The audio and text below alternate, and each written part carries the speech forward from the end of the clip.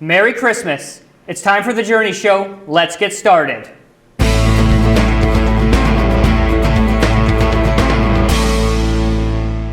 Well, hello. Welcome to the Journey Show. Mark here. And as you can tell, it is Christmas time and we are super excited. I love Christmas. I love everything about it. The traditions, the fun, the food, the presents, the celebrations.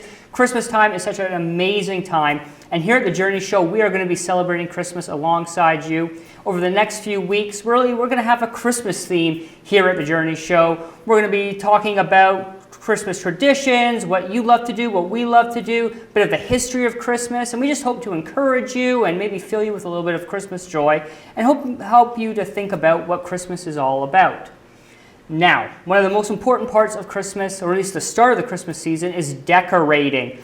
And there's always this tension, right, about how early can I decorate? How soon is too soon? And you want to make sure that you have at least your house decorated for a decent amount of time, especially if you put the effort in. And so we want to know, have you started to decorate? Are you getting ready for Christmas? Is your house decorated? Is your tree decorated? Are the stockings hung? And all that good stuff.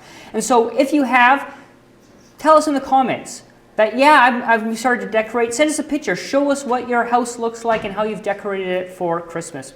We started decorating my house this week, and we decorated our tree, and I have a few pictures, and the kids just had a blast putting all the decorations on, especially the youngest one. It's his second Christmas, but really the first one he's going to kind of remember and maybe have a bit better understanding of what's going on, and he just loved the tree and the lights and all the decorations on there, and we have to keep reminding him, please don't touch it, please don't rip that decoration down, and just a lot of fun.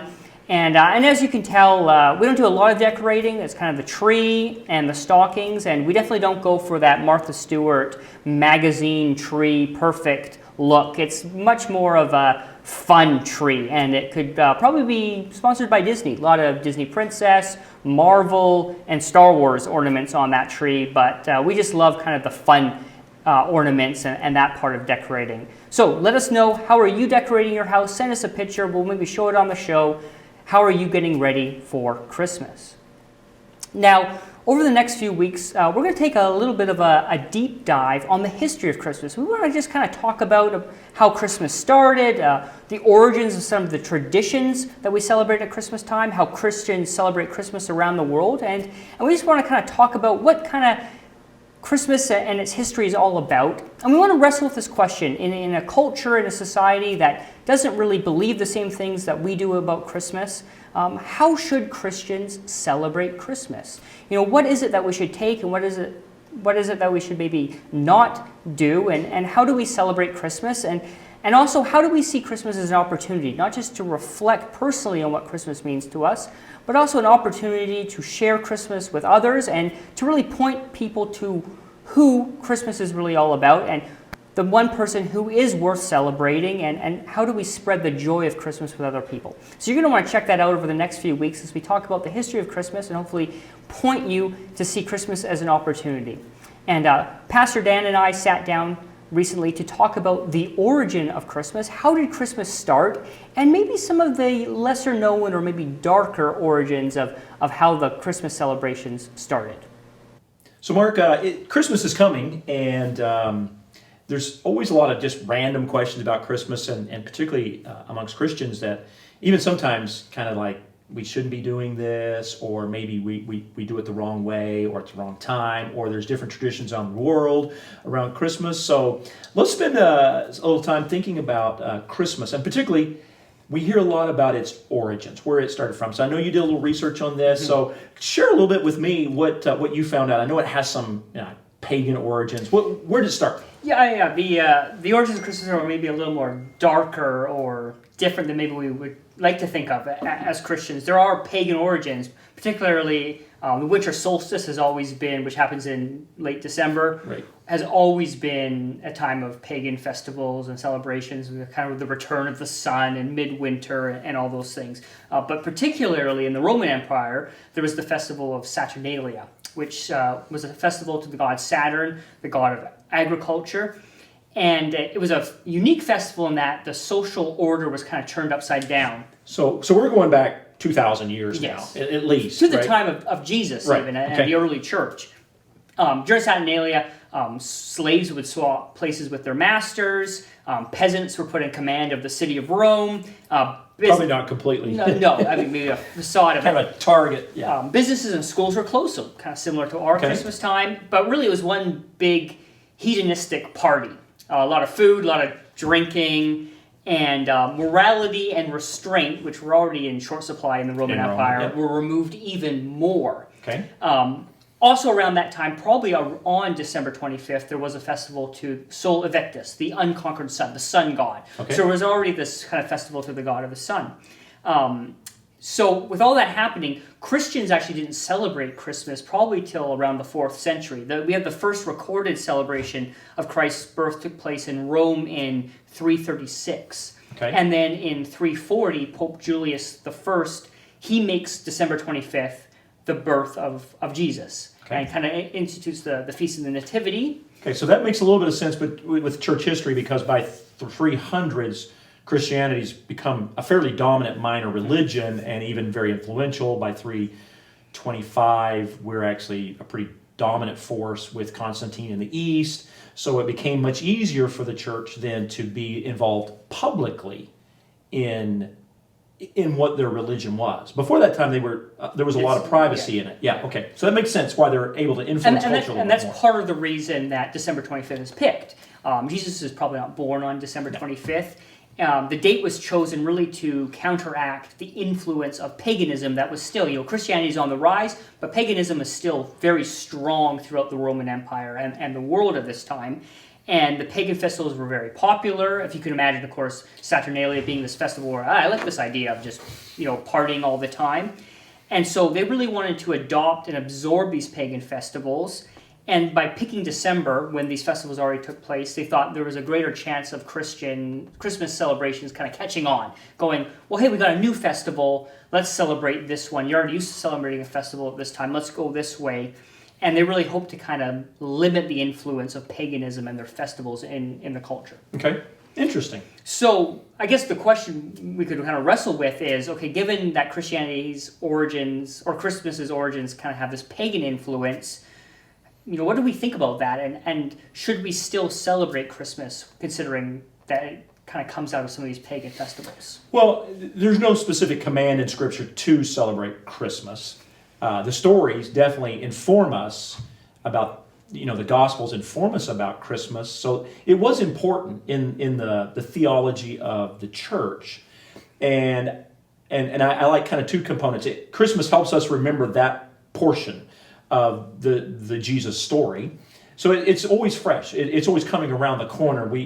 How often would we talk about this if it weren't for that? And I think that's Particularly important. about something like the incarnation. Exactly. I mean, how often do we talk about the fact that God became man and wrestle with that idea? But it's central to our faith, Exactly. because without that, nothing makes sense. So I like that component. So I think there's value there. I think there's also value in the sense of just kind of recognizing that the church was trying to redeem part of its broken culture. And as you said, the pagan celebrations were not just amoral, they were very immoral. They were definitely designed for drunkenness and those kind of things. So I think that's important, that they were redeeming. They used this to redeem culture, and I think there's still maybe something for us even today. Yeah, and I think there is this idea that it didn't grow out of these festivals so much as grow against them. We are replacing them. It grew against them. Yeah. They were replacing it with something better. And I think even now today we have a chance at Christmas to kind of redeem what Christmas has even become in our culture. We don't really have those pagan connotations anymore, but let's hold on maybe there for a new second. paganism. Yeah, because most all of our holidays have a lot of, it's Canadian, a lot of drunkenness to it. There's a lot of that. It's almost an excuse to kind of let loose. It's not anywhere near what was going on in Rome. That it was. There, compared to what we do, is nothing. We're amateurs at it. But there's still something there that we're missing. We miss what I love about Christmas is the beauty of it. There's something holy. There's something, I think almost everyone, even in our culture, finds, and they want to grab a hold to it, is there's something special about Christmas. And it's more than family. It's more than gifts. It's more than whatever. And I think that's part of what we do with the decorations and everything. We're trying to hold on to beauty. And I think that's what Christians can grab a hold to, and that's what we're still trying to, the mystery, maybe. And I think Christmas then is a chance for us to show the world that we have something better, that we have a better understanding of beauty and joy and hope and peace, and offer that to them. Yeah, it's different than what the Romans had, which was just another party. There was something mysterious and wonderful and otherworldly and unique because it's the incarnation. It's God became flesh and dwelt among us. Yeah, and I think it's a chance for us to point them to someone better, not just something better, Absolutely. someone, and someone who is worth celebrating. Yeah, and maybe in this particular time that we find ourselves in right now, maybe that's what we need to grab a hold of, because we've had all these trappings, and maybe some of what we need to do right now is really reflect on what's the real beauty of Christmas, the real beauty of, okay, maybe we can't do everything. What we can do, though, is really this sense of celebrating God's relationship with us, celebrating the mystery that Christianity represents. The world is not simple, and it's got this reality that we talk about in faith, that God became man. And how did that happen? And I agree. Anybody that looks like, well, that's crazy. Well, it's definitely mysterious. And that's the beauty that I think we're searching for in the Christmas story. All right, we just want to let you know about some of the changes and what's going to be coming up for the month of December for this holiday season. Our weekend worship services are going to be identical, both Saturday nights and Sunday mornings. They're going to be for all ages, and there will be children's activities at both services. So you can just pick either of them, and they're both going to be the same. Because they are the same, we're just going to live stream just the Sunday morning service. But you want to check that out and oh man, I was doing so good. I just kind of got rambly at the end. He got rambly towards the end. Man, he gets rambly all the time. Yeah. They say about my service. You just got rambly towards the end, like it could be contagious. Halfway through. Oh man. We need a good laugh. Yeah. Oh man. All right, we just want to let you know about what's coming up for the month of December for this holiday season. Our weekend worship services for the month of December, both the Saturday night and Sunday morning services, are going to be identical. They're both going to be the same. They're going to be both for all ages. They're not going to do a specific children's and family service, but there will be children's activities at both services. And they're going to be very interactive, and we're going to be singing Christmas carols and really getting us prepared for Christmas Day.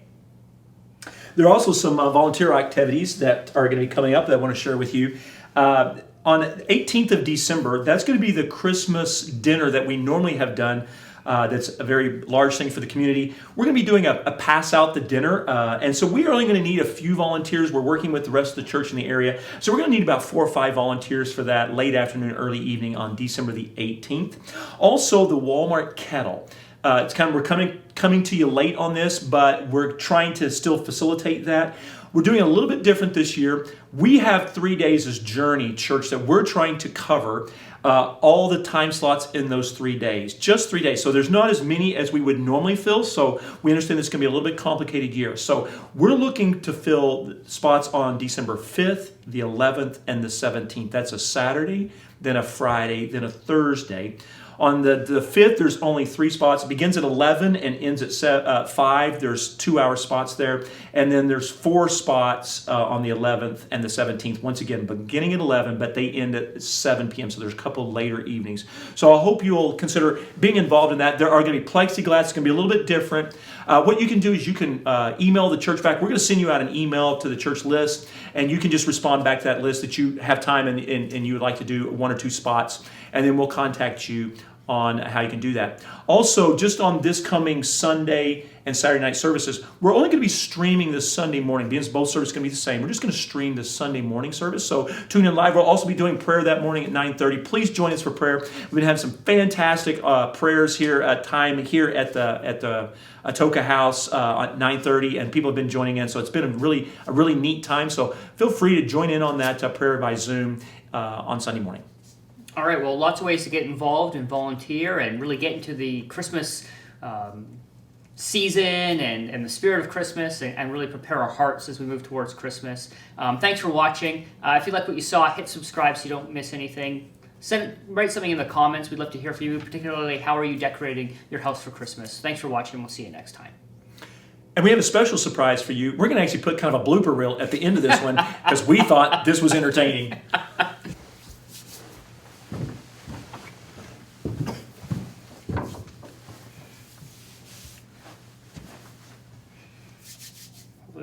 Well, we didn't move the camera, I assume, right?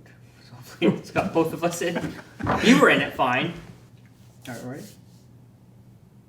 I'm going to start. It's a camera. I've never read it. I can't remember the time hey, I'm going to take a picture. Oh, I'm ready. I'm going to take a picture. Man. Oh, crap. Oh, no, don't do that. You've already started, apparently. I've already started. Okay. There will be activities for children at... Start again, Mark. Okay. You said both Saturday night and Sunday night.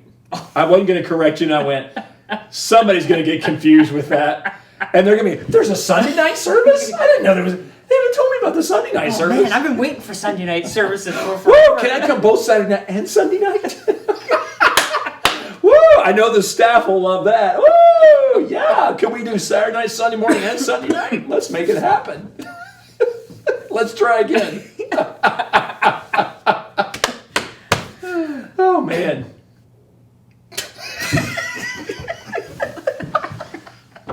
Now it's going to get hard. I like that. Oh, man. All right. Check that out and have... Oh, man. I was doing so good. I just kind of got rambly near the end. He got rambly towards the end. Man. He gets rambly all the time. Yeah.